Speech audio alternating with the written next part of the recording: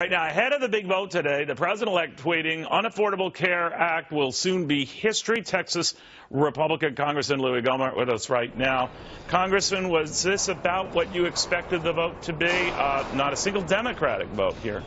Yeah, and that's because it was just a vote on the vehicle that will allow us to repeal Obamacare. And of course, the Democrats can be in unity that we can vote against the vehicle that will allow you to repeal it. I didn't like the numbers in this budget. And as I made clear to Paul and to Kevin McCarthy and to Steve Scalise, look, I'm not agreeing with these numbers. I'm voting for the vehicle, and you guys better not come back 2 years from now, oh, Louie, you were already in agreement on these numbers. No, I'm not. This is the vehicle. So we agreed, not a big surprise. Where the Democrats are going to have problems, Neil, is when we actually start voting to do good things for the American people regarding the damage done by Obamacare.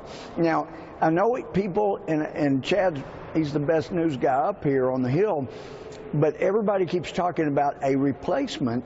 And the fact is, if you eliminate Obamacare's mandates, and then you give freedom for entrepreneurs to come in and start coming up with great insurance policies, making sure we got reserve, making sure that people can have an insurance policy with better than a $6,000 or $8,000 deductible, massive co-pay, massive premiums.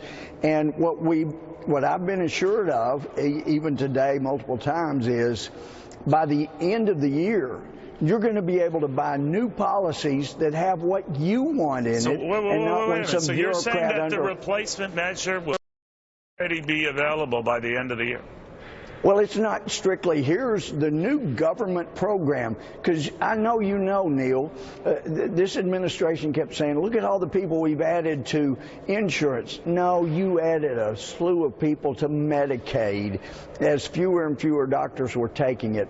We want to create the insurance vehicle that will allow people to have real insurance, not just Medicaid, and make it affordable, and to really put incentives out there for HSAs. Now, some people are not where I am. I want you to have pre-tax money you can put in unlimited amounts in HSAs and never goes anywhere else. You're talking Those about things we can debate about. You're an expert in all of this, but you're talking about that. But let me ask you, though, Congressman, because the rap against this approach, and I understand there are only so many vehicles you guys can use to repeal this thing.